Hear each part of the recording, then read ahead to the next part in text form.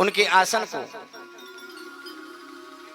इस झोपड़ी में छोटा सा आसन बिछा के ऋषि रहते हैं। धन्य है मेरे भाग जो इस प्रकार का मुझे पति मिला, ऐसा संत पति मिला।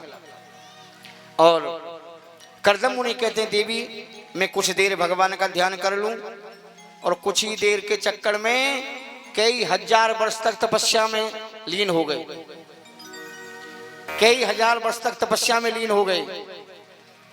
और जब आंखें खुली तो एक बुढ़िया बैठी है, बोलो राधे राधे। एक बुढ़िया बैठी है सामने। कर्दम जी पूछते हैं देवी आपका परिचय। हाथ जोड़कर देवती जी कहती महाराज ध्यान करो, बहुत समय पहले एक राजा अपनी पुत्री को आपको दे गए थे, वही मैं आपकी पत्नी देवती हूं।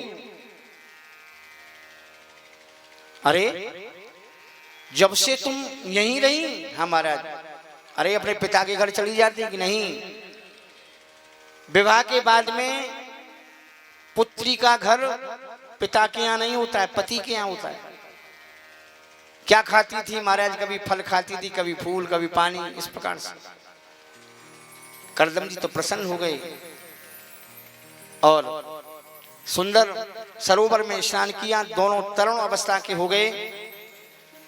कुछ दिन के बाद में ठाकुर जी की लीला, उन्होंने कहा था कि एक पुत्र होते ही मैं गृहस्थ जीवन त्याग दूंगा, लेकिन भगवान की लीला तो कुछ और ही, पुत्र तो हुआ नहीं है, कन्याएं होना शुरू हो गया। और एक नहीं 9 कन्या हुई, 9 कन्या, 9 कन्याएं हुई। और कन्याएं भी बड़े बड़े ऋषियों के लिए ब्याही गई।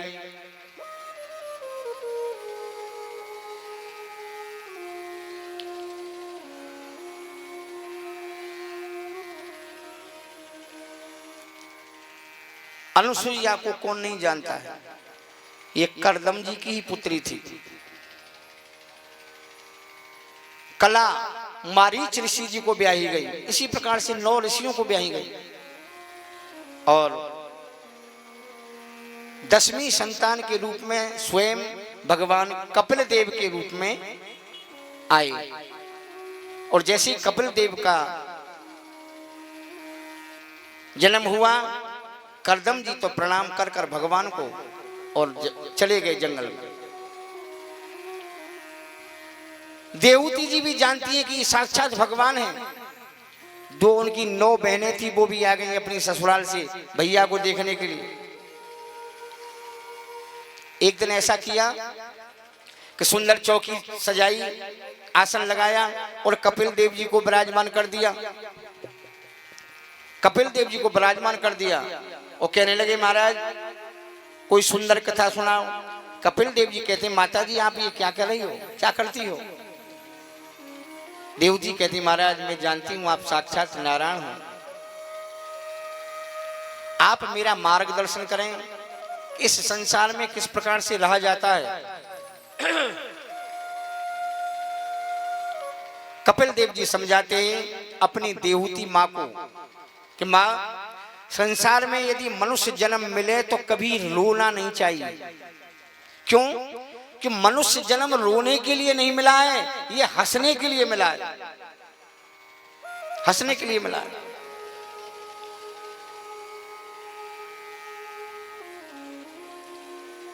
भगवान कृष्ण का जन्म जो हुआ है, अवतार जो हुआ है, हमको यही दर्शाया है कि जीवन में कभी रोना मत। अरे जब मनुष्य जन्म मिल गया, कितने सुंदर हाथ भगवान ने दिए, कितना सुंदर शरीर दिया, कितने सुंदर कान दिए, कितनी सुंदर आंख दी हैं, और फिर भी व्यक्ति यदि रोएगा तो फिर पशुओं में और व्यक्तियों में क्या अंतर हुआ? समस्याओं का संघर्ष करना चाहिए, रोना नहीं चाहिए, क्योंकि समस्याएं हर समय नहीं बनी रहती, कभी हैं कभी नहीं। और माता व्यक्ति को चाहिए कि संगत अच्छी करे, अच्छे लोगों की संगत करे, प्रयास हमारा ये चाहिए। क्यों? व्यक्ति जब बिगड़ना प्रारंभ होता है तो वो संगत से ही बिगड़ता है। एक बाप के 2 भाई हैं, एक बिगड़ गया और एक ठीक रास्ते पर चल रहा है। इसका मतलब क्या था? माँ भी एक है, बाप भी एक है, लेकिन एक बिगड़ गया, एक अच्छा। वो क्या है? वो संगत। एक की संगत गलत व्यक्तियों के साथ हो गई तो वो गलत हो गया। इसलिए हमारा ध्यान ये रहे कि हमें अच्छे व्यक्तियों का संग करना चाहिए। ठाकुर जी का नाम लेना चाहिए, भगवान का भजन करना चाहिए।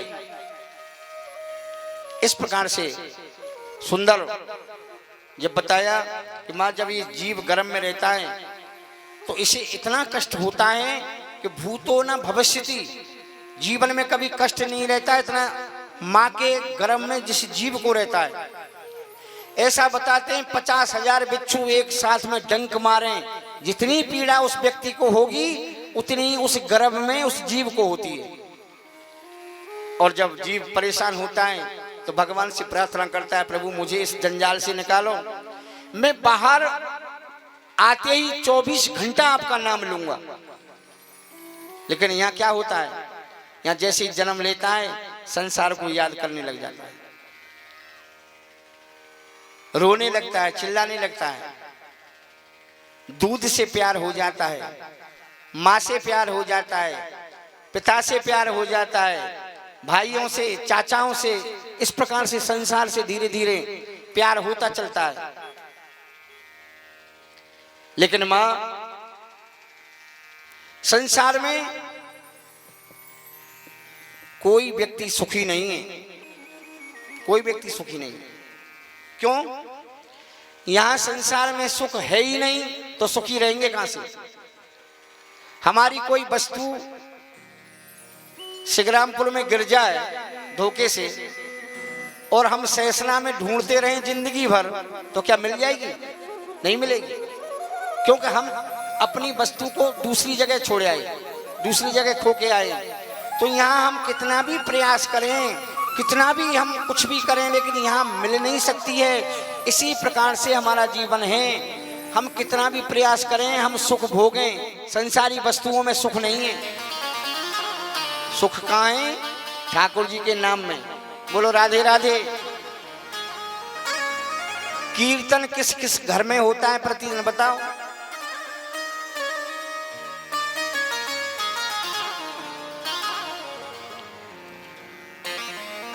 अपने अपने भैयाओं से फोन पे कौन बात करता है रोज? मैया से, भैया से। आजकल तो फोन चल गए, सुबह नहीं तो शाम, शाम नहीं तो रात में लड़की से बात कर ले, मैया से बात कर ले। अरे उस मैया से भी बात किया करो कभी, उस भैया से भी बात किया क्यों?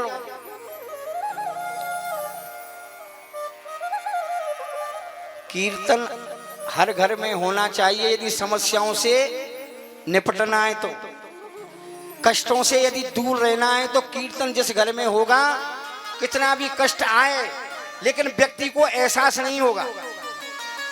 दुख तो आते हैं, दुख आते हैं, कष्ट आते हैं, सब समस्याएं आती हैं, लेकिन जब हमें ध्यान परमात्मा आएगा तो हम कष्टों पर ध्यान नहीं देते, चले जाते हैं। कष्ट भी किसको चुपकते हैं ज्यादा, किसको कष्ट ज्यादा तड़पाते हैं? जो ठाकुर जी का नाम ध्यान नहीं करता। इसलिए मां संसार में परमात्मा को भजना चाहिए। संसार में भगवान को भजना चाहिए। इस प्रकार से सुंदर कथाएं सुनाई तो सिद्धता नाम की नदी बन गई। देवहूति जी कथा सुनते सुनते एक नदी बन गई, बहने लगी नदी बनके। कपिल देव जी में उसमें स्नान किया और सीधे गंगा सागर क्षेत्र की तरफ चले गए। आगे बताते हैं सुखदेव जी, भैया भगवान कभी उम्र नहीं देखते, किसी भी उम्र में भगवान मिल सकते हैं यदि सच्चा प्यार भगवान के लिए हमारा होगा। इन्हीं के वंश में देवहूति के भाई थे प्रियव्रत और उत्तानपाद। इन्हीं के वंश में ध्रुव जी महाराज ने जन्म लिया। ध्रुव जी महाराज ने जन्म लिया। उत्तानपाद महाराज की पत्नी थी सुनीति। एक बार किसी राज में गए, किसी राजा की पुत्री को देखा, मोहित हो गए, उसको भी गंधर्व रूप से विवाह लाए। गंधर्व रूप से कोई बंद हो गया, क्या हो गया? लाइट आ गई?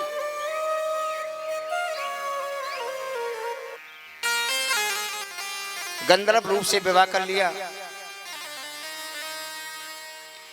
उसका नाम क्या था? उसका नाम था सुरुचि। पहली पत्नी का नाम सुनीति और दूसरी पत्नी का नाम क्या था? सुरुचि। सुनीति का मतलब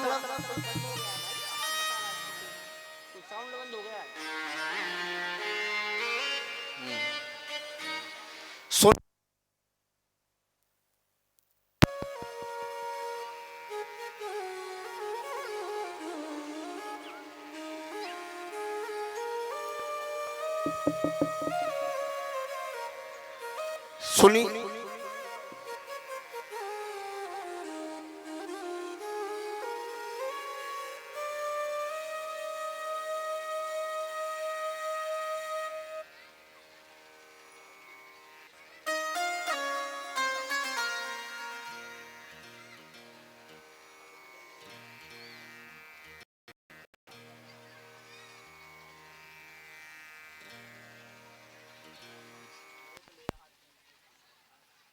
चौथे के पंचम से निकालो, अकेली गई थी ब्रज में। चौथे के पंचम से।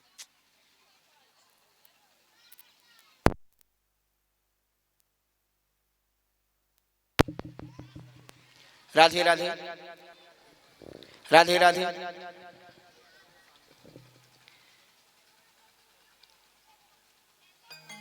जो शास्त्रों के नियम पर सुनती और जो स्वयं की रुचि होती है उसे कहते हैं सुरुचि। जो मन में आया वही किया, मन में नहीं आया तो नहीं किया। सुरुचि जी जैसे ही घर में आई, कहने लगी महाराज ये कौन है? कि ये मेरी बड़ी रानी है सुनीति। तो सुरुचि क्या कहने लगी? महाराज यदि ये घर में रहेंगी तो मैं नहीं रहूंगी। छोटी पत्नी पे ज्यादा आकर्षित थे महाराज, बड़ी पत्नी को घर से निकाल दिया। गर्भवती थी बेचारी, और उस नगर से बाहर आश्रम था संतों का, आश्रम में रहने लगी।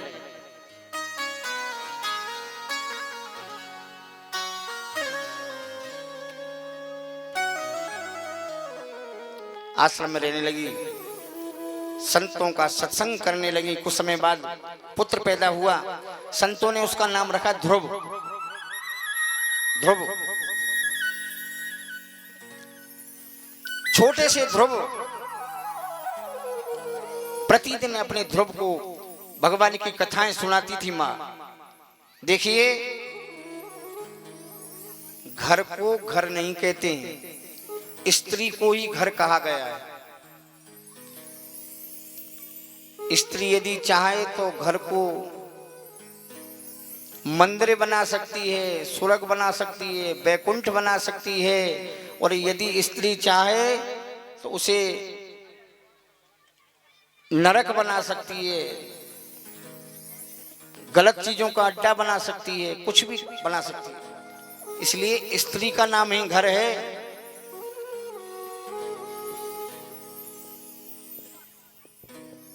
इसलिए माताओं को विशेष ध्यान रखना चाहिए हर चीज का, क्योंकि यदि आप डगमगा गई तो फिर घर को कोई नहीं बचा सकता है। व्यक्ति चाहे कितना भी कमाने वाला हो, जिस घर में स्त्री ठीक नहीं है वो तो राधे राधे घर भैया। हमने ऐसे ऐसे भी देखे, अब हम तो भैया देखते ही रहते हैं, दर्शन करते रहते हैं। 1 लाख रुपए महीना की आमदनी है, लेकिन 1 लाख रुपया आए और 2 दिन में सफा। तीसरे दिन से लेना शुरू हो गया। लोग दे रहे हैं क्योंकि 1 लाख रुपए महीना में आएंगे, इसलिए दे रहे हैं। यानी तीसरे दिन से ही कर्जा लेना शुरू हो जाता है पूरा महीना भर, और जैसे ही पैसा आए फिर लोगों को देना पड़ता है। ये उस व्यक्ति की वजह नहीं है, ये स्त्री की वजह है। इसलिए स्त्री को ही घर कहा गया है, स्त्री को ही अधिक चीजों पर ध्यान देना पड़ता है। स्त्री अपने पुत्र को भक्त बना सकती है, संत बना सकती है, महात्मा बना सकती है, अच्छा विद्वान बना सकती है, और यदि स्त्री चाहे तो उसे गुंडा बना सकती है, शराबी, गराबी, जुआ खेलने वाला, कुछ भी बना सकती है। क्योंकि इस बच्चे की सबसे पहली मां होती है गुरु। मातृदेव भव पितृदेव।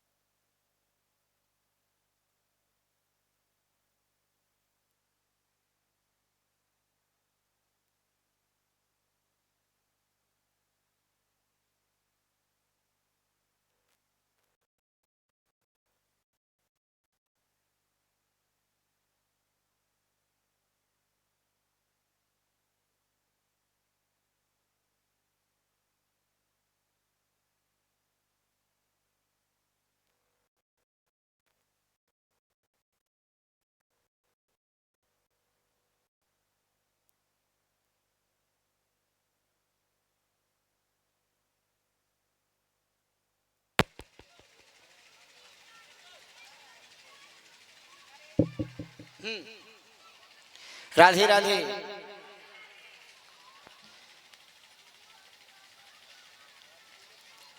साढ़े 4 साल के ध्रुव जी हो गए। एक बार शाम का वक्त था, छोटे छोटे बच्चों के साथ में खेल रहे थे ध्रुव जी। किसी ने कह दिया तुम्हारे पिताजी यहाँ के राजा हैं। छोटे से बच्चे की इच्छा हुई क्यों ना मैं अपने पिता के पास में चलूं, और जाकर पिता के पास में पहुंच गए। वहां क्या था, वहां सुरुचि बैठी हुई है, राजा बैठे हुए हैं। जाके कहा, प्रणाम किया,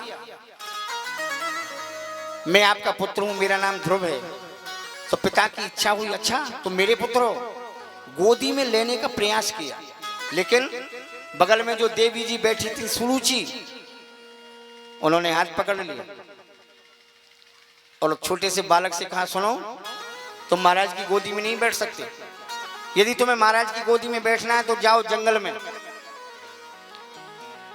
भगवान का तप करो, भगवान को प्रकट करो, और जब भगवान प्रसन्न हो जाए तो ये वरदान मांगना कि मैं सुरुचि माँ के गर्भ में जाऊं, मेरे गर्भ से जब जन्म लोगे तब इस गद्दी पे भगवान पिता की गोदी में बैठोगे।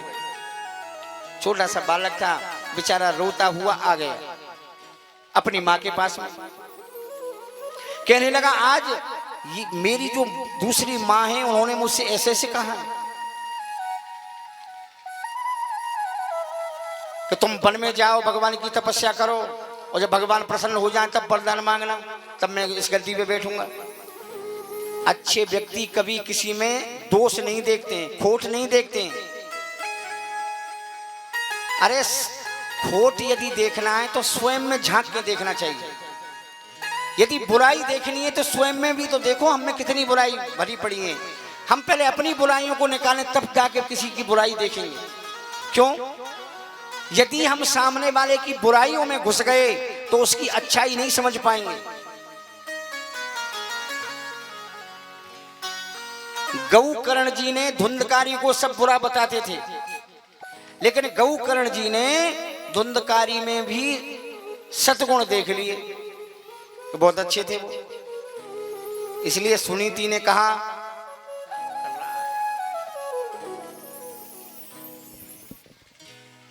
सुनीति जी ने कहा कि बेटा तुम्हारी जो छोटी मां कह रही है वो सच्ची तो कहाँ है?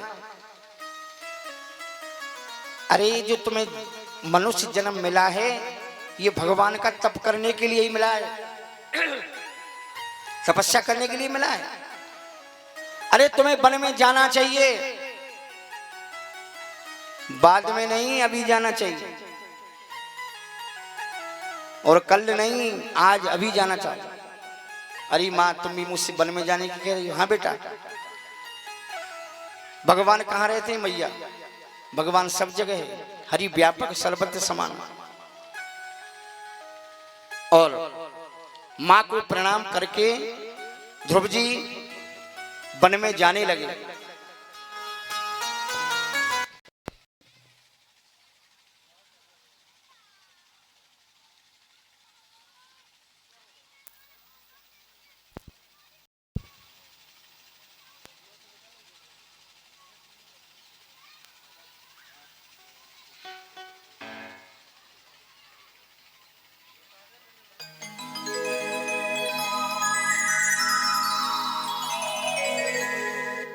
राधे राधे।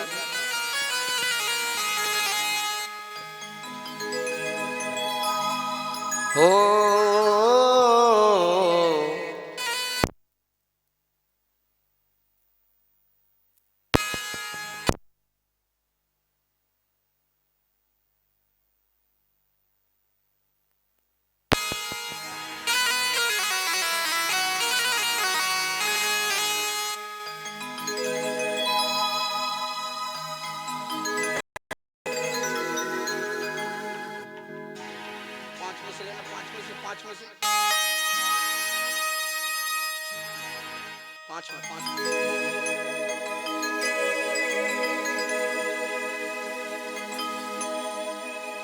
चौथा ही तो।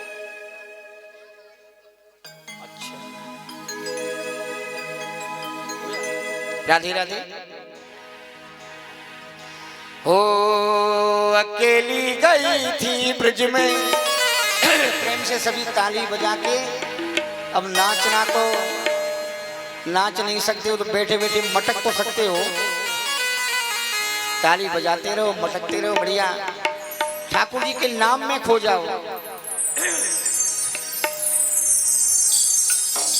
ओ अकेली गई थी ब्रज में, कोई नहीं था मेरे मन में। अकेली गई थी ब्रज में, कोई नहीं था मेरे मन में। मोरो पंख वाला मिल गया है, मोरो पंख वाला मिल गया। मोर पंख वाला मिल गया, मोर पंख वाला मिल गया। अकेली गई थी ब्रज में, कोई नहीं था मेरे मन में। अकेली गई थी ब्रज में, कोई नहीं था मेरे मन में। मोरो पंख वाला मिल गया हो, मोरो पंख वाला मिल गया। मोर पंख वाला मिल गया हो, मोर पंख वाला मिल गया।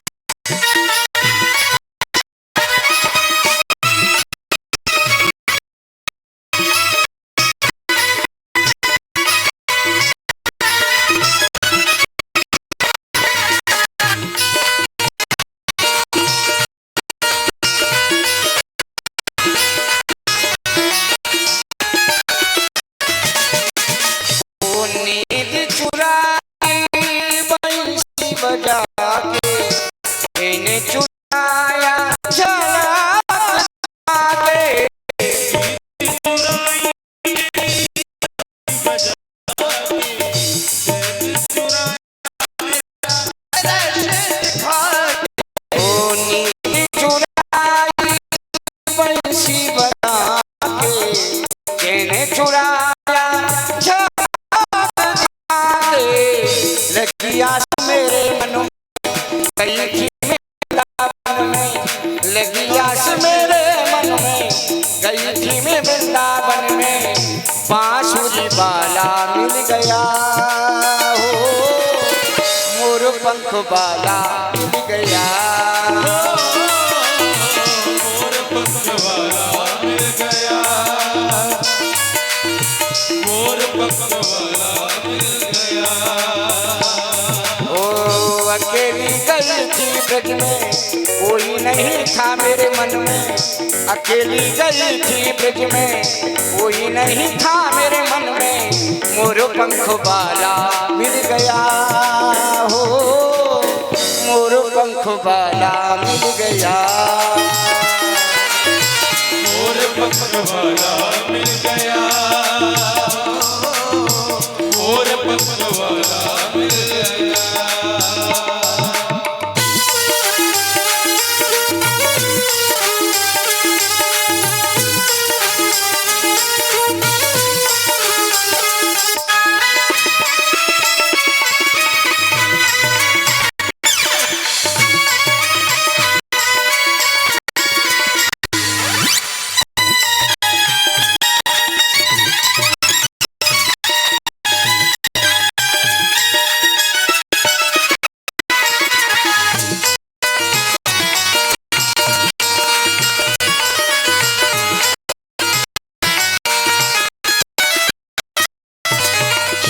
उसी ने बुलाया ऐसा सलोना श्याम मेरे मन भाया, उसी ने बुलाया, उसी ने बुलाया, ऐसा सलोना श्याम मेरे मन भाया, उसी ने बुलाया ऐसा सलोना श्याम मेरे मन भाया,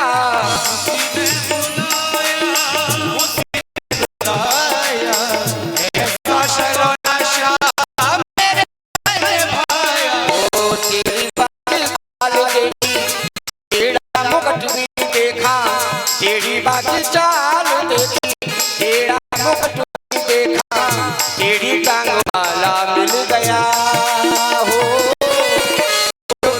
वाला मिल गया,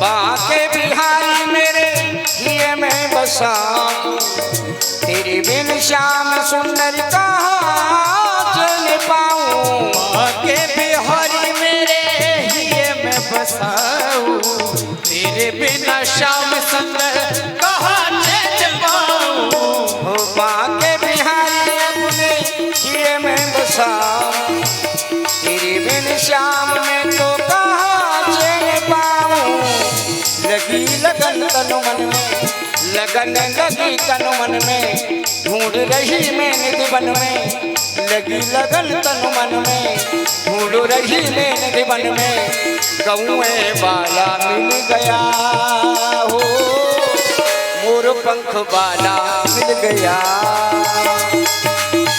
मोर पंख वाला मिल गया, मोर पंख वाला मिल गया, ओ मोर पंख वाला मिल गया, मोर पंख वाला मिल गया, मोर पंख वाला मिल गया, मोर पंख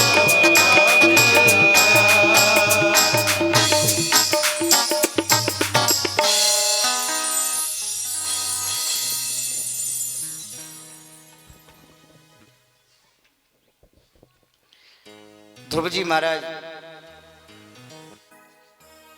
मां को प्रणाम करके चल दिए। 4.5 साल के ध्रुव जी कहां जा रहे हैं? भगवान की तपस्या करने के लिए। यहां व्यक्ति बूढ़ा हो जाता है लेकिन मंदिर में जाने से भी डर लगता है।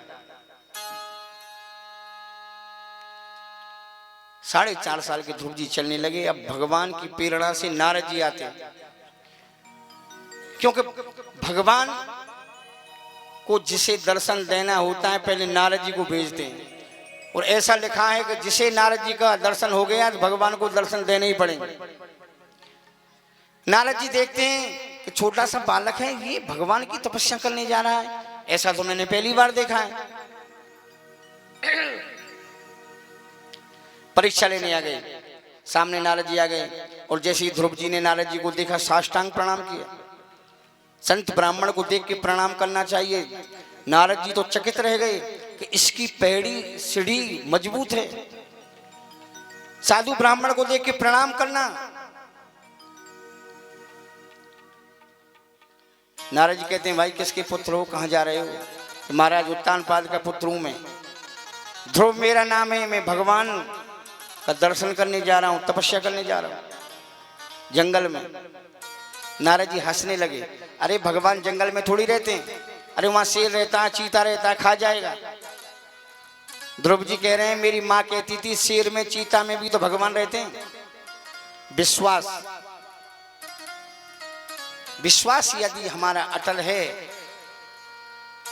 अरे शेर और चीता की तो बात छोड़ो, प्रहलाद जी ने तो खम्बे में से ही भगवान को प्रकट कर लिया था, तो ये विश्वास था उनको। विश्वास हो फलदायक है। आज हम जगह जगह जो भागे हुए डोल रहे हैं, कभी कहीं कभी कहीं कभी कहीं, क्यों? हमें विश्वास ही नहीं है।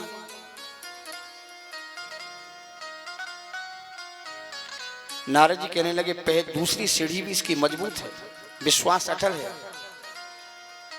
कहने लगे भैया वो तो ठीक है, शेर में भी भगवान रहते हैं, घर कई बार भोजन करते थे, कई बार करता था, 3-4 बार मेरी माँ खिलाती थी मुझे। तो नारद जी कह रहे हैं तो वहां जंगल में 3-4 बार कहां से आएगा भोजन?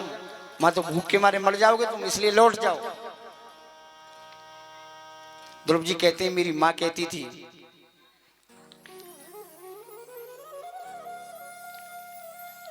काहे को सोची करे मन मूर्ख, तू सोच करे ते कहा कर लेगो। जान को देते अजान को देते, जहान को देते सो तो देगो। जीव बसे जल थल के माही, सुध नहीं कूलेते सुध तेरी हुलेगो। दांत नहीं जब दूध दियो, अब दांत दिए तो का अन्न न देगो। अरे हम तो पृथ्वी पे रहते हैं, जो बेचारे जल में रहते हैं जीव जंतु, उनके लिए भोजन कौन पहुंचाता है? लेकिन भगवान जल में ही उनकी व्यवस्था करता है। जो जंगल में रह रहा है उनकी जंगल में व्यवस्था करता है। छोटा सा बालक जब माँ के गर्भ से जन्म लेता है तो भगवान अपने आप दूध की व्यवस्था कर देते हैं, जब दांत नहीं होते तब। अरे जब दांत हैं तो खाने की भी व्यवस्था परमात्मा अपने आप करेगा। नारद जी कहने लगे छोटा सा बालक है, इतना ज्ञान? ध्रुव कहते हैं लेकिन आप कौन हो? बार बार में आप मुझे जाने के लिए रोक रहे हो, आपका नाम क्या है? बेटा मेरा नाम नारद है। ध्रुव जी कहते हैं मेरी माँ कहती थी जिसे नारद मिल गया उसे भगवान का दर्शन होता है, लेकिन तुम मुझे भगवान के पास में जाने से रोक रहे हो, इसका मतलब तुम नारद नहीं हो। ऐसे ही बाबा जी को नारद जी की आंखों से आंसू आने लगे। बेटा मैं ही नारद हूं, मैं तेरी परीक्षा ले रहा था, अब तू जा, मेरा आशीर्वाद है तुझे भगवान अवश्य दर्शन देंगे, लेकिन पहले कोई गुरु बनाया। ध्रुव जी कहते हैं जब आप जैसा संत मुझे मिल गया तो अब मैं गुरु बनाने और कहां जाऊं।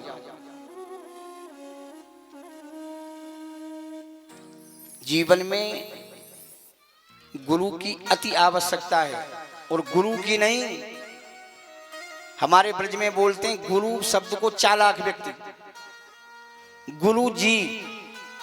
हमें जीवन में गुरु जी चाहिए। नहीं, आजकल गुरुओं की कमी नहीं है, जेब में कंठी लेके डोलते हैं, बस में थोड़ा सा परिचित हुआ और कंठी पहना दी, जाओ आज से चेला तुम हमारे। ऐसे गुरु डोल रहे हैं भैया। तो कहा है ना, गुरु जी कीजे जान के और पानी पीजे छान के। जिसको आप जानते हो, पहचानते हो, समझते हो, उसको ही गुरु बनाना चाहिए। अभी आपने समझा, बताया, लालची गुरु जीवन में कल्याण नहीं करेगा, दुख ही पैदा करेगा। क्योंकि जब उसके भीतर ही लालच है तो हमको कैसे उजाले में लाएगा, अपने भीतर ही अंधकार है। और यहां यदि भगवान भी आए हैं तो भगवान को भी गुरु जी बनाने पड़े हैं। राम जी के गुरु जी कौन थे? वशिष्ठ जी। भगवान कृष्ण के गुरु जी कौन थे? सांडिल मुनि। परमात्मा को भी गुरु बनाना पड़ा है। गुरु क्या है? गुरु एक रास्ता है, गुरु एक रास्ता है, और मंजिल क्या है? भगवान। गुरु के मंत्र के द्वारा उस रास्ते पर चलकर हम मंजिल तक पहुंच जाते हैं, भगवान तक पहुंच जाते हैं। अब जो रास्ता देखा ही नहीं है तो मंजिल पे कैसे पहुंच जाएंगे? पहले रास्ता को समझना पड़ता है, तब जाके व्यक्ति उस जगह पहुंचता है। और ध्रुव जी पहुंच गए। मधुबन बड़ा सुंदर स्थान है, मथुरा के पास में। मधुबन में पहुंच गए और 3 दिन फल खाते थे और 3 दिन नहीं खाते थे। इस प्रकार से उन्होंने जीवन यापन किया। इसके बाद में 1 महीना निकल गया तो फल खाना भी छोड़ दिया, पत्ते फूल आदि खाने लगे। 3रा महीना आया, इन सबको भी छोड़ दिया, मात्र पानी पीकर ही जीवन यापन करने लगे और भगवान का भजन चल रहा है। 4थे महीना में पानी भी छोड़ दिया, मात्र हवा से ही। और 5वें महीना में अपनी सांस को रोक लिया, और जैसे ही सांस रुकी धीरे धीरे पूरे वायुमंडल की हवा रुक गई। देवता घबराने लगे, भगवान के पास में जाते, महाराज ये क्या हो रहा है? पूरा वायुमंडल रुक गया, हमें सांस लेने में दिक्कत आ रही है। भगवान कहते हैं आप लोग बड़ी जल्दी घबरा जाते हो। अरे चिंता क्यों कर रहे हो? एक मेरा नन्हा सा भक्त है जिसका नाम है ध्रुव, मैं अभी जाता हूं और उसे दर्शन दे के आता हूं। भगवान जाते हैं ध्रुव जी के पास में। ध्रुव जी की आंखें बंद हैं और भगवान की झांकी का दर्शन कर रहा है आंख बंद करके। आप लोग सच बताना, जैसे मंदिर में कभी दर्शन करने जाते हो, आंख बंद करके आपको मूर्ति दिखती है कि घर दिखता है अपना?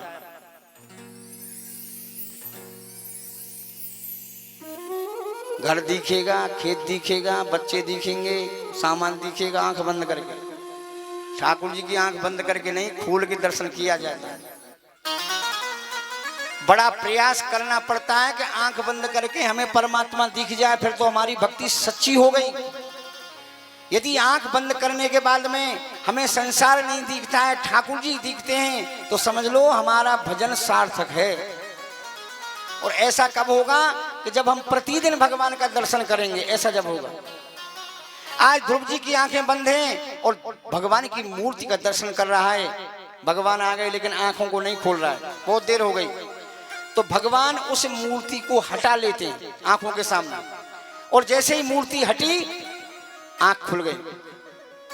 जिस मूर्ति का अपने हृदय में दर्शन कर रहे थे ध्रुव जी, वही मूर्ति सामने खड़ी है। बहुत देर हो गई। न ध्रुव जी बोल रहे हैं ना भगवान बोल रहे हैं। भगवान हंस गए और भगवान जब हंस गए तो ध्रुव जी भी हंसने लगे। छोटे से बच्चे थे, हंस गए। उधर कथा क्या जगह चल रही है। सनक सनंदन सनातन सनत कुमार सुना रहे हैं नारद जी को। सूत जी सुना रहे हैं 88,000 ऋषियों को। सुखदेव जी सुना रहे हैं परीक्षित को। और आपके यहाँ तो कथा हो ही रही है, जगह जगह, कितनी जगह हो रही है। जब भगवान हंसे, ध्रुव जी हंस पड़े, सनक सनंदन भी हंस करे, नारद जी भी हंसने लगे, सूत जी भी हंसने लगे, सुखदेव जी भी हंसने लगे, तो परीक्षित भी हंसने लगा। क्यों हंसे? भगवान इसलिए हंसे कि देखो छोटा सा बच्चा है, क्या इसने ठान ली कि मैं जो भगवान का दर्शन करना। धन्य है इसकी मां के लिए कि ऐसा पुत्र जिस मां ने जन्म दिया। भगवान इसलिए हंसे।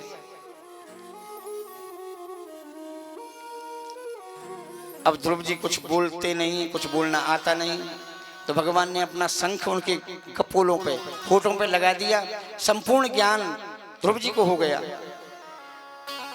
मूकम करो तो बाचालम पंगुरलंघते गिरम यत् कृपातम हंगो वंदे परमानंदम माधवम।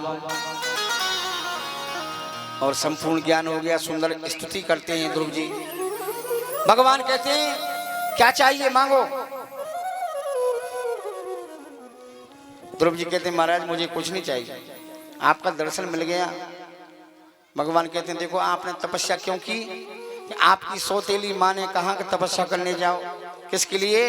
महाराज की गोदी में बैठने के लिए, इस गद्दी पे बैठने के लिए।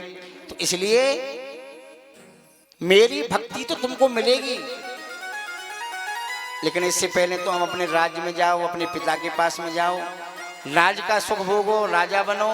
इसके बाद में मैं तुम्हारे लिए एक नया लोक बनाऊंगा जिसका नाम रहेगा चंद्रलोक, ध्रुव लोक। आज ध्रुव जी आते हैं, नारद जी राजा को आके सचेत करते हैं। अरे राजा, बूढ़े हो गए लेकिन अभी इस काम से तुम्हारा जी नहीं भरा, इस ग्रस्त से तुम्हारा जी नहीं भरा। अरे तुम्हें धिक्कार है, तुम्हारा छोटा सा 5 वर्ष का बालक भगवान का दर्शन करके आ रहा है और तुम ग्रस्त में फंसे पड़े हो।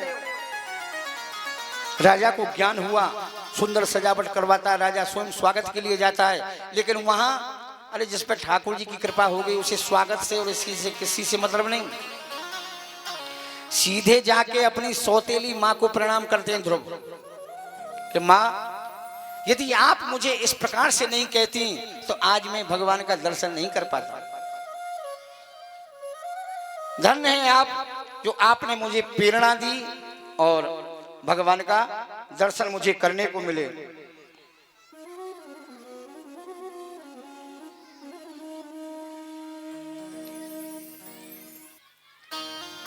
लगन हमारी सच्ची होनी चाहिए।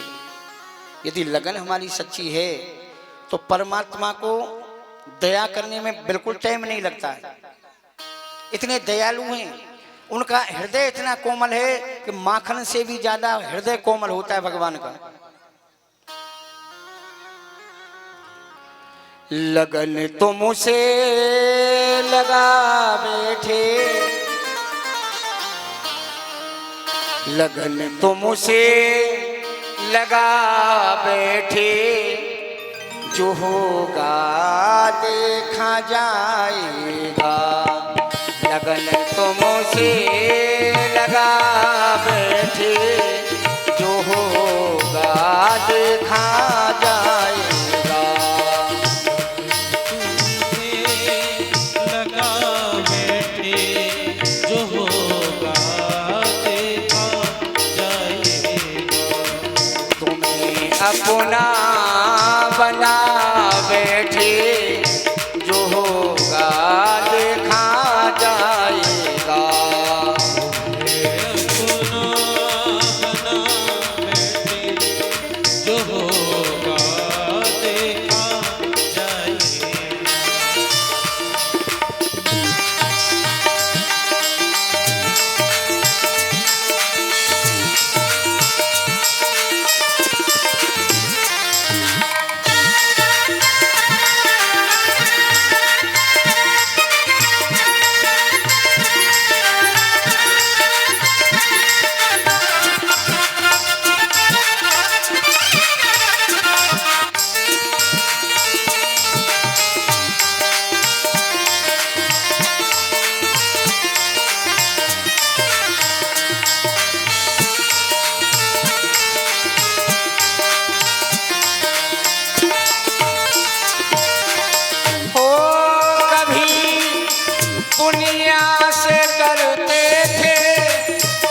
छुप छुप याद करते थे, डरते थे कि छुप छुप याद करते वो कभी दुनिया से डरते थे कि छुप छुप याद करते थे, कि छुप छुप याद करते थे।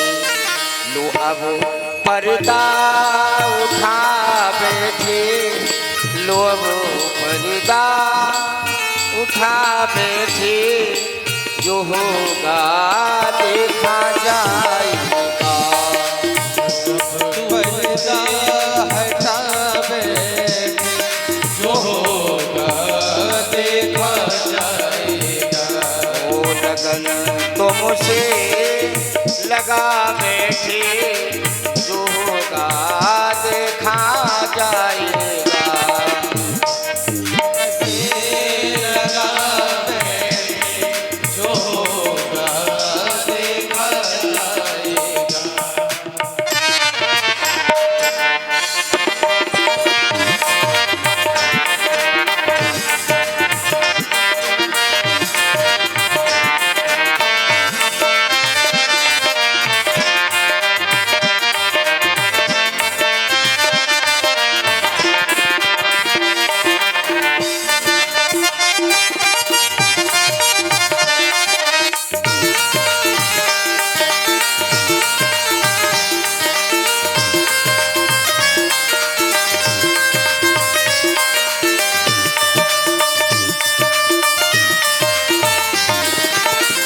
भक्त कहता है कभी ये ख्याल था दुनिया हमें बदनाम कर देगी, कभी ये ख्याल था दुनिया हमें बदनाम कर देगी। ओ हमें बदनाम कर देगी। शर्म अब बेच खा बैठे, शर्म अब बेच खा बैठे, जो होगा देखा जाएगा। लगन तुमसे लगा बैठे, जो होगा देखा जाएगा।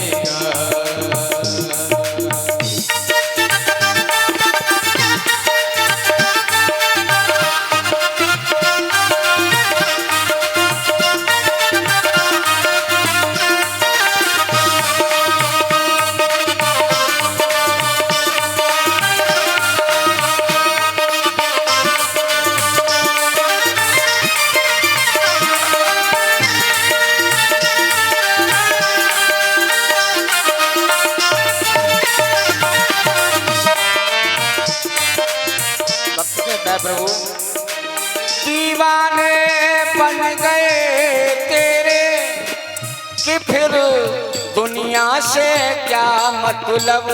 दीवाने बन गए तेरे, तो फिर दुनिया से क्या मतलब। ओ दीवाने बन गए तेरे कि फिर दुनिया से क्या मतलब, कि तुम दुनिया से क्या मतलब। गलियों में आ बैठे, गलियों में आ बैठे, वो तेरी गलियों में आ बैठे, जो है होगा देखा जाएगा। तुमसे लगा बैठे, जो होगा देखा जाएगा। वो जो होगा देखा जाएगा, जो होगा देखा जाएगा। होगा देखा जाएगा, जो होगा देखा जाएगा। तुम्हें अपना बना बैठे, जो होगा देखा जाएगा।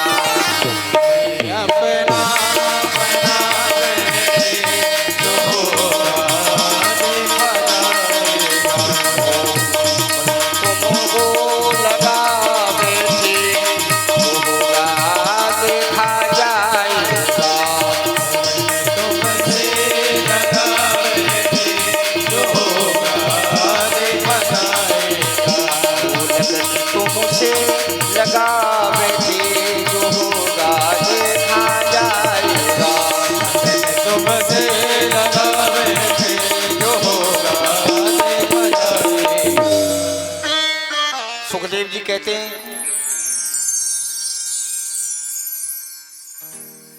कि भगवान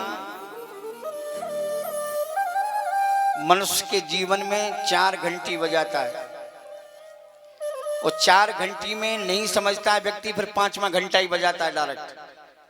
बोलो राधे राधे। 4 घंटी, आंखों से कम दिखना। भगवान कहते हैं बहुत रंगीन दुनिया देखी, बहुत चित्रहार देखे, बड़ी टीवी देखी, अब तो जाके भगवान के मंदिर में मुझे देखना प्रारंभ कर दे। नहीं साहब, पहली घंटी बजी, सावधान नहीं हुआ, दूसरी घंटी बजी, दांत कमजोर होना। भगवान कहते हैं बड़े बड़े इंजर पिंजर, बड़े बड़े सिस्टम खाए, बड़ी बड़ी कचौड़ी खाई, समोसा खाए, अब तो सात्विक भोजन पे आ जाए,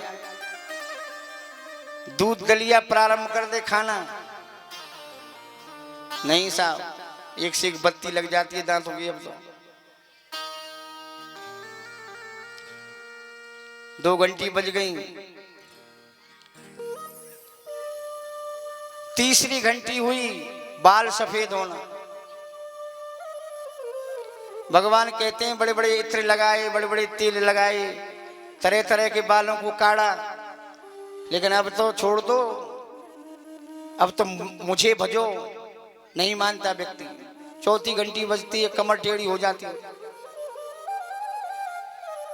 भगवान कहते हैं जवानी में बड़ा अकड़ के चला था, सीना निकाल के, सामने वाले को पहचानता नहीं था, जो कुछ हूं वो मैं ही हूं। अब तो कम से कम झुकना, कभी जीवन में नहीं झुका, अब तो झुकना सीख जाओ, परमात्मा को जाके प्रणाम करो साष्टांग। लेकिन नहीं, एक से एक चमनप्राश चल रहे हैं साहब। 80 साल का भी सोचता है कि जवान हो जाऊं, 20 साल का, लेकिन भजन नहीं करता। अब जब ये सब घंटी बज गई, सावधान व्यक्ति नहीं हुआ, संसार से मन नहीं हटा, तो फिर 5वां घंटा ही बजाते हैं, चला गया, जल्दी उठाओ भैया, शाम हो जाएगी, जल्दी आग लगाओ। इसलिए हमको संकेत रहना चाहिए। आगे सुखदेव जी बताते हैं, एक बार कुछ भक्तगण गए व्यास जी के पास में, पूछा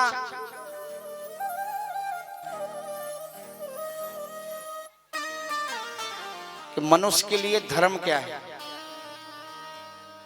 लोगों को भोजन कराना, ज्यादा भजन करना, क्या धर्म है मनुष्य का? तो व्यास जी ने बताया, जो चीज अपने को बुरी लगे, जो वस्तु अपने को बुरी लगे, वो सामने वाले को मत दो। सबसे बड़ा धर्म यही है। अरे जो चीज अपने को बुरी लग रही है तो सामने वाले को भी तो बुरी लग सकती है। इसलिए जैसा आप अपना स्वयं का शरीर समझते हो, वैसा ही सामने वाले के साथ में समझो, वैसा ही व्यवहार सामने वाले के साथ में करो। और आगे बताते हैं क्यों व्यक्ति जीवन निकाल देता है लेकिन तृष्णा समाप्त नहीं होती। चाह गई, चिंता गई, मनवा बेपरवाह, जिसको कुछ ना चाहिए वही शहंशाह। इसी प्रकार से एक कथा बताते हैं, भरत चरित सुनाते हैं।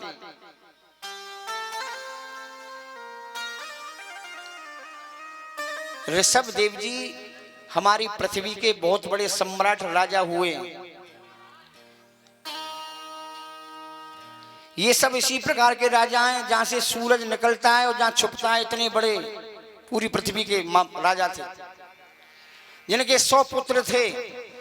ये जैन धर्म जो चला है वहीं से प्रारंभ हुआ है। जैन धर्म जो चला है ऋषभ देव जी से ही प्रारंभ हुआ है। ऋषभ देव जी के 100 पुत्र थे। एक दिन सब पुत्रों को बैठाते हैं अपने पास में, उनसे पूछते हैं कि आपको ये मनुष्य जन्म क्यों मिला है, किसके लिए मिला है? पुत्रों ने कहा, पिताजी प्रातःकाल उठते हैं, नाश्ता करते हैं, स्नान ध्यान करते हैं, भोजन करते हैं, कुछ राज्य का कार्य संभालते हैं, शाम को फिर भोजन करते हैं, चौसर खेलते हैं और सो जाते हैं। ऋषभदेव जी बोले बस इसी के लिए शरीर मिला है, सोना खाना कमाना, बस यही, इसलिए के मनुष्य शरीर मिला है। अच्छा एक बात बताओ, ऐसा कौन सा काम है जिसे पशु नहीं कर सकते, हम कर रहे हैं, ऐसा कोई काम है?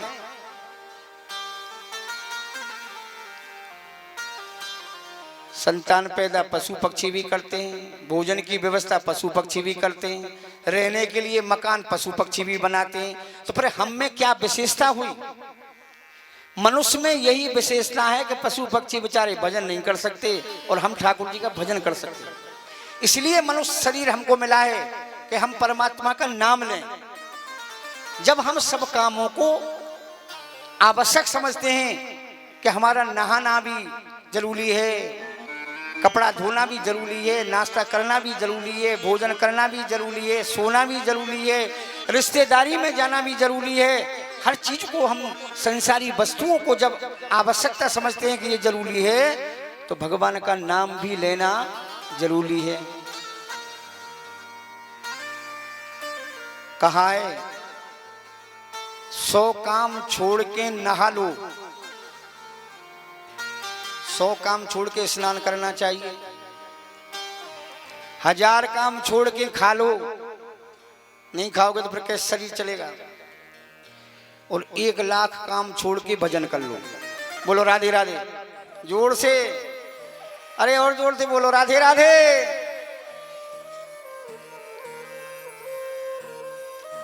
क्योंकि हकीकत बात यही है, और सब आप लोग सभी जानते हो, कथाएं जगह जगह होती हैं, सब जानते हैं।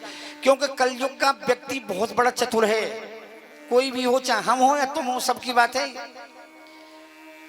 इतने चतुर व्यक्ति और युगों में नहीं होते थे।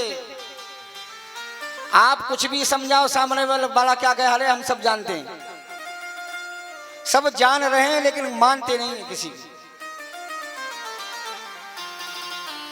इसलिए भैया प्रयास हम ये करें कि धीरे धीरे उस रास्ते पे भी हम चलते चलें, वो रास्ता भी हम देखते चलें, क्योंकि हमें उसी रास्ते पे जाना है।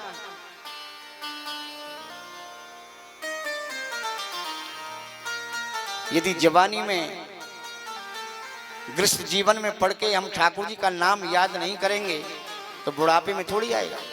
बुढ़ापे में तो तृष्णा लग जाती है, शरीर कमजोर हो जाता है, शरीर की ताकत कमजोर हो जाती है, इंद्रियां बढ़ जाती हैं। वो से कहते हैं ना साहब, अरे साहब कुछ कर्म बुढ़ा वो सीखने की कोई उम्र नहीं होती है। कैसे नहीं उम्र होती है? अगर उम्र नहीं होती तो फिर छोटे से बच्चे को पढ़ाने क्यों भेजते हैं? बुढ़ापे में पढ़ाओ। हर चीज की उम्र होती है, हर चीज की उम्र होती है। और यदि उस उम्र को हम ऐसे ही लापरवाही में निकाल देते हैं, फिर पछताने के अलावा कुछ नहीं मिलता है। अच्छा एक बात बताओ, चलो हम मान लें सीखने की कोई उम्र नहीं होती है। बहुत से व्यक्ति कहते हैं सीखने की कोई उम्र नहीं होती। 80 साल का बुढ़ा हो गया, खटिया में पड़ा है, उससे को साइकिल चलाओ, और जीवन में कभी साइकिल नहीं चलाई, उसने क्या चला सकता है? नहीं चला सकता।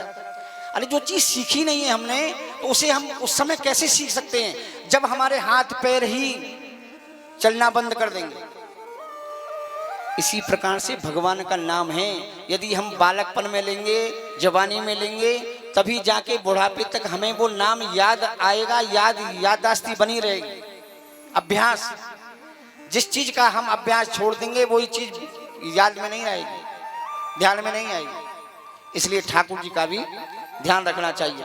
इस प्रकार से जब ऋषभदेव जी ने अपने पुत्रों को समझाया तो 99 पुत्र तो घर छोड़कर उसी समय चले गए तपस्या करने। सबसे बड़े थे जिनका नाम था भरत, भरत को राजगद्दी दे दी और आप स्वयं भी चले गए। समय जब बीता, भरत जी ने भी राज को त्याग दिया, अपने पुत्र सुमति को राजगद्दी दे दी और चले गए वन में। वन में चले गए। कहां पहुंचे? नेपाल। नेपाल में गंडकी नदी बहती है। उस नदी में खड़े होकर 200 माला करते थे भगवान के नाम का जाप। एक दिन क्या हुआ, एक हिरणी जो गर्भवती थी पानी पी रही थी नदी में, किसी शेर ने दहाड़ मारी, बेचारी घबरा गई और जल्दी जल्दी नदी पार करने लगी। उसका प्रसव बीच में ही हो गया और हिरणी बाहर आके ही समाप्त हो गई, मर गई। उसका जो छोटा सा बच्चा था हिरणी का, वो जल में बहता हुआ जा रहा है। भरत जी ने देखा, अरे छोटा सा बच्चा, ये तो बह जाएगा बेचारा। माला को छोड़ दिया। दया आ गई। संत का मतलब ही है दया, परोपकार। दौड़ के गए, उस बच्चे को बचा लिया और बाहर निकालकर सूखे पत्ते इकट्ठे किए, उसको अग्नि से तपाया, अपनी कुटिया में ले गए। प्रतिदिन उसके लिए हरी हरी घास लाएं, उसे नहलाएं, उस पे हाथ फिराएं। यानी उनका धीरे धीरे मन माला से हटके उस बच्चे में लग गया। यानी जिस गृहस्थ को, जिस परिवार को, जिस राज्य को छोड़ के आए थे, धीरे धीरे पुनः फिर दोबारा उस हिरणी के बच्चे में लग गया। अब तो बस जो 200 माला करने वाला व्यक्ति 20 माला पे आ गया। दिन भर उसी की सेवा, अपने पास में बैठा लें, उस पे हाथ फिराएं। सोचें मेरे मरने के बाद में बेचारे इस बच्चे को कौन घास लाएगा, कौन पानी पिलाएगा, ये तो बेचारा मर ही जाएगा, इसे तो कोई जीव जंतु खा जाएगा। ये कथा हमारी और आपकी भी है। हिरणी का उदाहरण तो है, लेकिन ये हमारी और आपकी भी कथा है। हम इसी प्रकार से जंजाल में फंसते हुए चलते हैं, लेकिन परमात्मा के विषय में नहीं सोचते। चिंता करते हैं कि हमारे मरने के बाद में इस घर को कैसे, कौन चलाएगा। इस घर को तो हमारे बच्चे चौपटी कर देंगे, अरे भाड़ में जान दो, तुम तो जा रहे हो, तुम्हें क्या करना है। हाँ, यदि हमारे साथ में जाने वाली चीज होती तो उसको समझाते, इसको हमें दे देना, इसको हमें दे देना। लेकिन पता है कि हमारे साथ में कुछ नहीं जाएगा, फिर भी हम चिंता उसी की करते। एक दिन ऐसा हुआ, इसी प्रकार से सोचते सोचते भरत जी मर गए। अंत मति सुगति, अंतिम समय पे जो ध्यान आएगा वही हमको जन्म मिलता है। अगला जन्म इनका एक हिरण के रूप में हुआ, लेकिन इन्हें पुरानी कथा सब याद है, पूरी याददाश्त थी कि मैं एक राजा का पुत्र था, भजन करने गया, हिरणी के बच्चे में मोह लग गया तो मैं हिरण बना। इसलिए वो एक जगह शांत खड़े रहते हैं। एक बार ऐसा हुआ, जंगल में आग लग गई, सभी जीव जंतु भाग गए, लेकिन ये हिरण बने हुए जो भरत जी थे खड़े रहे, मर गए।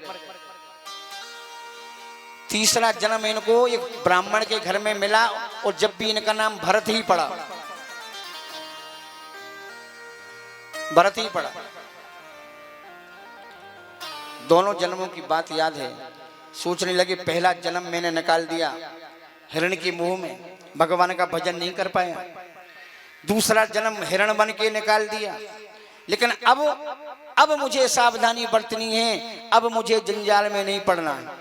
ब्राह्मण के घर में जन्मा था, पिताजी ने गायत्री मंत्र लिख के दे दिया कि जाओ इसको सुनाना। 2 महीना हो गए लेकिन गायत्री मंत्र नहीं सुनाया। सोच रहे हैं अभी गायत्री मंत्र याद कर लूं, फिर कहेंगे सत्यनारायण की कथा याद कर लो, फिर कहने लगेंगे विवाह पढ़ना सीख जाओ, फिर वही 84 का चक्कर। किसी से बोलते नहीं थे, चुपचाप रहते थे, मुस्कुराते रहते थे भरत जी। पिताजी ने उनका नाम रख दिया जड़, जैसे पेड़ नहीं खड़ा रहता है, किसी से बोलता नहीं है, तो भरत जी का नाम भी जड़ रख दिया, जड़ भरत नाम पड़ गया कि तुम पेड़ की तरह खड़े रहते हो, ना किसी से बोलते हो, ना चालते हो, ना कुछ करते हो।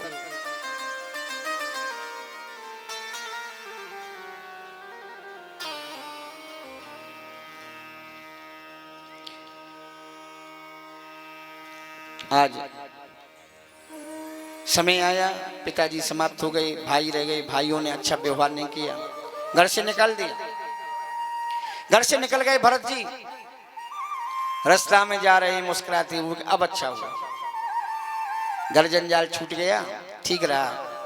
रास्ते में जा रहे हैं, देवी की पंडा आए, उन्हें पकड़ ले गए। उनको बलि चढ़ाने के लिए कोई अच्छा सा व्यक्ति चाहिए था, मोटा ताजा, और भरत जी बढ़िया मस्त थे, ले गए पकड़ के। उनको कोई गम नहीं कि मुझे कोई कहाँ ले जा रहा, चले गए। स्नान कराया, सुंदर भोजन कराया और देवी के सामने बैठा दिया, तलवार हाथ में निकाल ली कि अब तुम्हारी बलि चढ़ाई जाएगी। लेकिन उन्हें कोई गम नहीं, मुस्कुरा रहे हैं कि परमात्मा की जो इच्छा वही होगा। क्या था, इतने में देवी प्रकट हो गई। देवी ने उन पंडाओं को सबको भगा दिया और भरत जी को बचा लिया। भरत जी उठ के आगे के लिए चढ़ने लगे। आगे जाके क्या देखते हैं, एक रघुगण राजा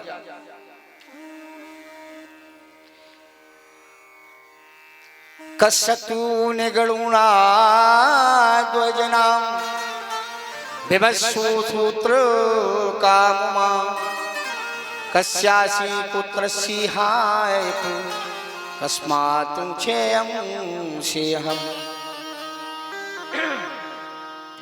एक रघुगण राजा था, प्रतिदिन कपिल देव जी के आश्रम में जाता था सत्संग के लिए। पालकी में चलता था, वो 4 कहार पालकी ढोने वाले पालकी चला रहे हैं, राजा बैठा है।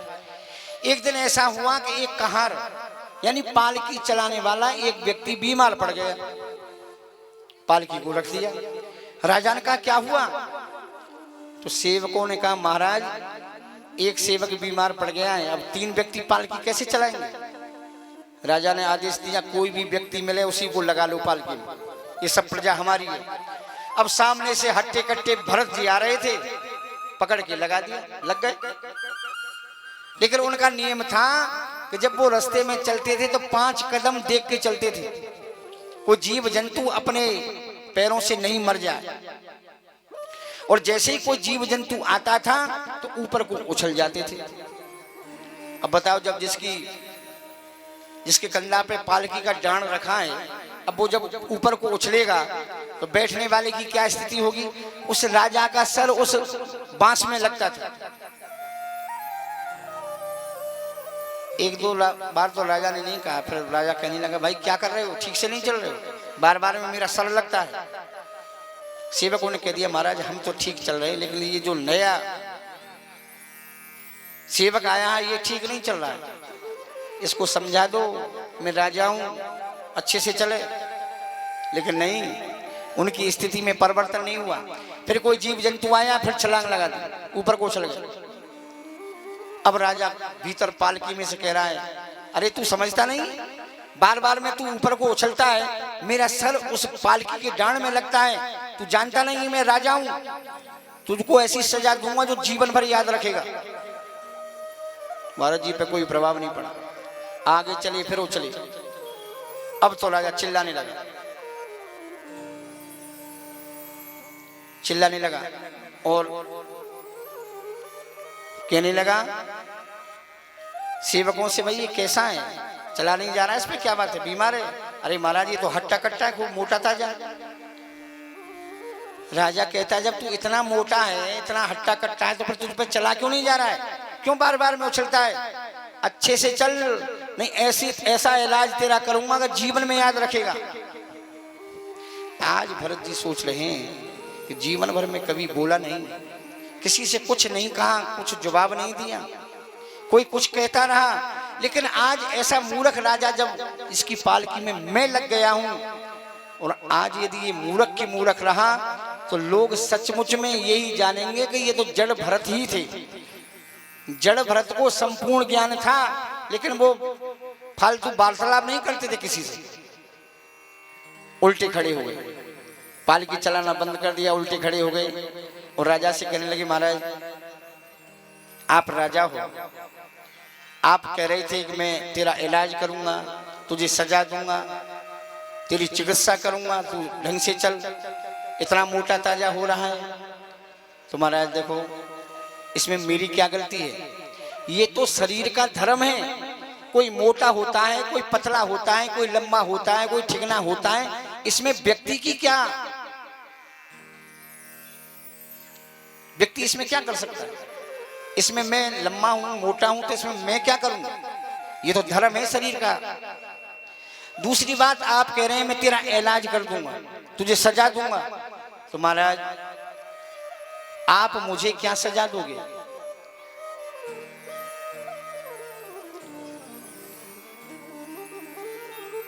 मैं शरीर नहीं हूं, मैं आत्मा हूं। व्यक्ति किसको सजा देता है? शरीर को। शरीर को चोट लगती है, शरीर में पीड़ा होती है, खून निकलता है। लेकिन महाराज मैं शरीर नहीं हूं, मैं आत्मा हूं। राजा कहने लगा कि जब शरीर में जब कष्ट तुमको मैं दूंगा तो तुम्हारी आत्मा को कष्ट नहीं पहुंचेगा। अरे सबका संबंध है।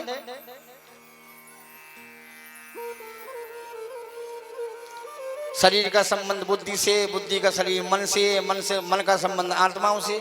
सब एक से एक लगे हुए तो हैं, तो आत्माओं को कष्ट नहीं पहुंचेगा कि नहीं महाराज?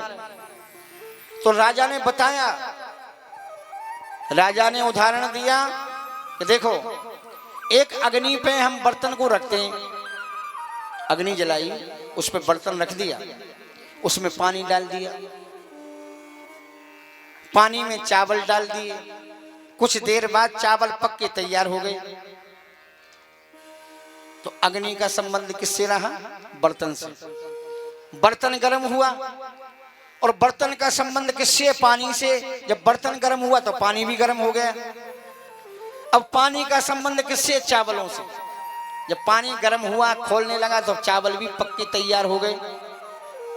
ऐसी ही हमारी आत्मा है। जब शरीर को हम कष्ट देंगे तो हमारी बुद्धि को कष्ट होगा, मन को कष्ट होगा और आत्माओं को कष्ट होगा। भरत जी बोले तुम चतुर तो बहुत हो, ज्ञानी बहुत हो, लेकिन कुछ नहीं जानते। ऐसा नहीं है, इस प्रकार से हमारी आत्मा नहीं है।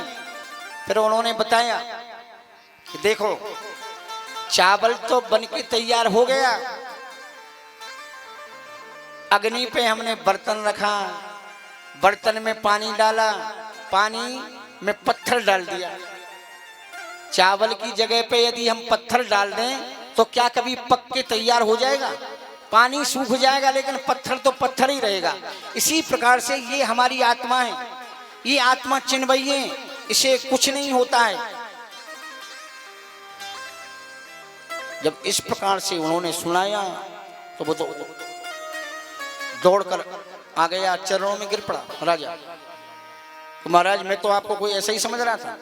जब दर्शन किया तो जनेऊ पहना हुआ है, कंठी नार में लटकी हुई है, छुटिया, इस प्रकार से। महाराज मुझसे बड़ा अपराध हुआ। मुझे लगता है आप तो साक्षात कपिल देव के रूप में मुझे समझाने आ गए।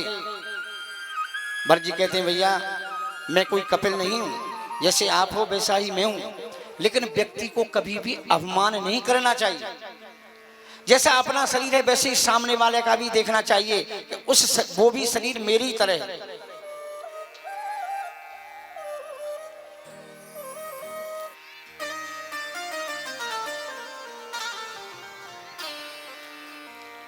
अहो अमीषा किम कार्य शोभनम प्रसन्नो ईशा से दुदत्ति सोए हरि।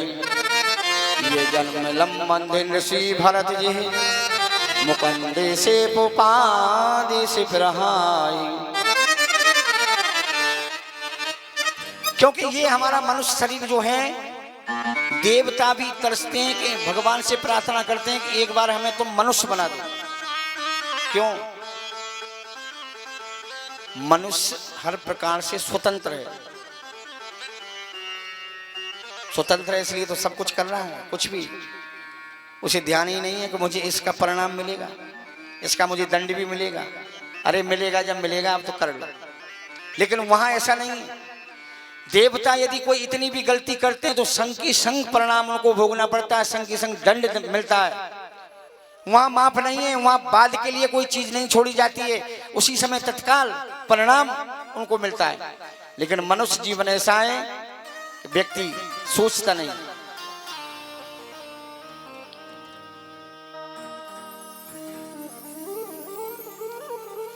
ठाकुर जी से प्रार्थना हमारी ये होनी चाहिए कि प्रभु ये तुम्हारा शरीर है, ये आपके लिए ही बना है, क्योंकि ये यदि शरीर आप नहीं देते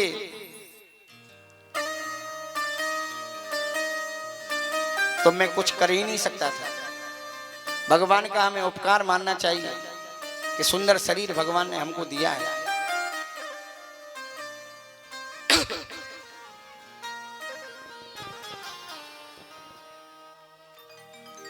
हो मेरे श्याम सलोने सरकार, बना दो बिगड़ी मेरी। ठाकुर जी से प्रार्थना यही करो, प्रभु ये मेरी बुद्धि है इधर उधर जो भटक रही है वो आपके चरणों में लग जाए, आपके चरणों में लग जाए। हो मेरे श्याम सलोने सरकार, बना दो बिगड़ी मेरी। मेरे श्याम सलोने सरकार, बना दो बिगड़ी मेरी।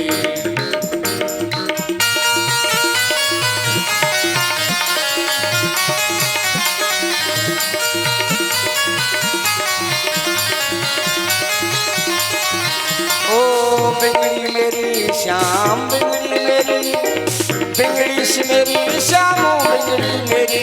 बिगड़ी मेरी श्याम, बिगड़ी मेरी, बिगड़ी मेरी श्याम, बिगड़ी मेरी। ओ बिगड़ी मेरी श्याम, बिगड़ी मेरी, बिगड़ी मेरी श्याम, बिगड़ी मेरी। मेरे श्याम सलोने सरकार, बना दो बिगड़ी मेरी। ओ मेरे श्याम सरकार, बना दो बिगड़ी मेरी। बांके बिहारी लाल की जय।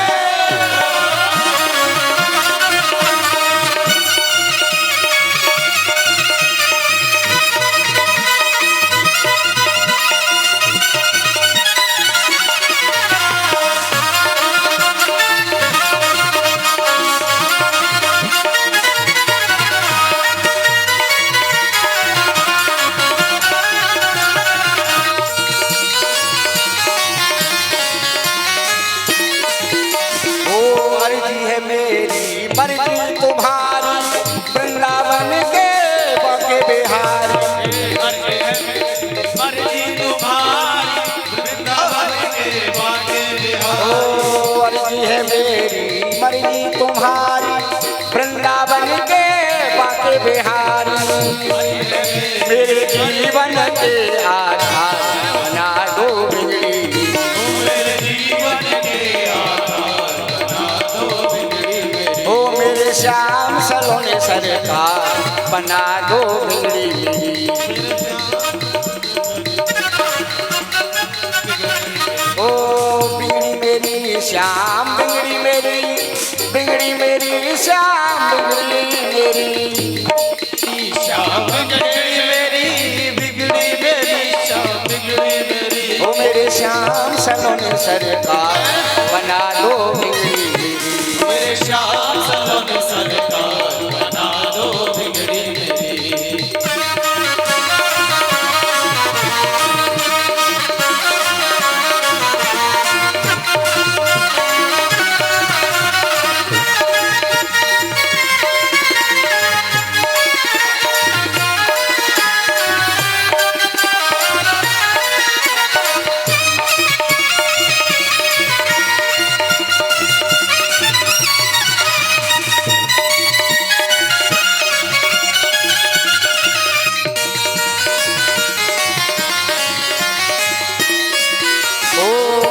मनोहर नंद के लाला, यशोदा नंदन मदन गोपाला।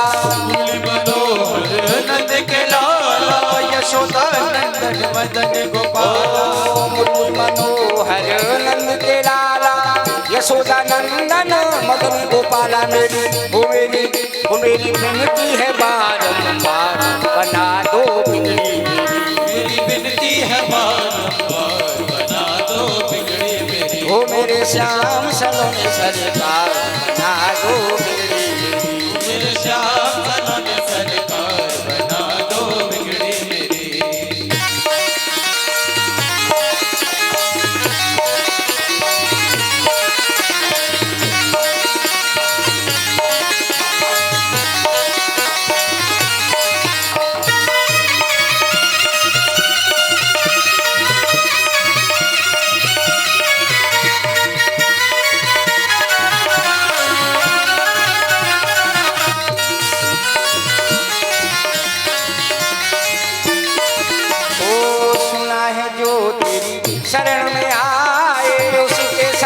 दुखड़े मिट जाए, उसके सब दुखड़े मिट जाए, उसके सब दुखड़े मिट जाए। ओ सुना है जो तेरी शरणों में आए, उसके सब दुखड़े मिट जाए, उसके सब दुखड़े मिट जाए, उसके सब दुखड़े मिट जाए। ओ इस भक्त से क्यों नहीं प्यार बना दो बिगड़ी मेरी, इस भक्त से क्यों नहीं प्यार बना दो बिगड़ी मेरी, मेरे श्याम सलोने सरकार बना दो बिगड़ी मेरी, मेरे श्याम सलोने सरकार बना दो बिगड़ी मेरी। ओ बिगड़ी मेरी श्याम, बिगड़ी मेरी, बिगड़ी मेरी श्याम, बिगड़ी मेरी,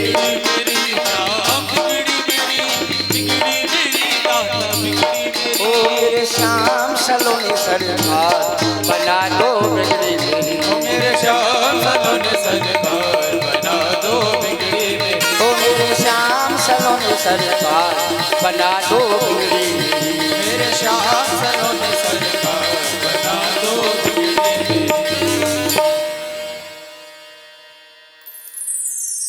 सुखदेव जी कहते हैं जब अपने से कोई काम नहीं हो,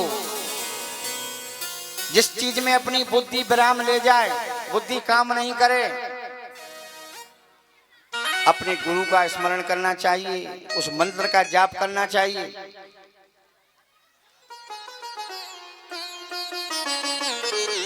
संतों की कृपा से सब कुछ हो जाता है। नारद जी ने सुनाई कथा अपने जीवन की। नारद जी ने कहा पहला जन्म मेरा एक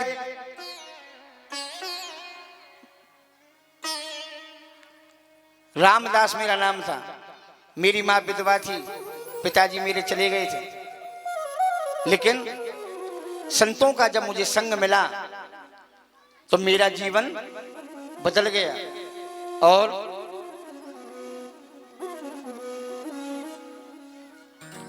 आज मैं सबके सामने नारद बना घूम रहा हूं।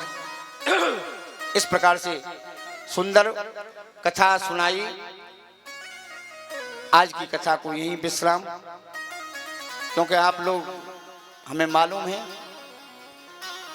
6 जहां बजे तो फिर राधे राधे।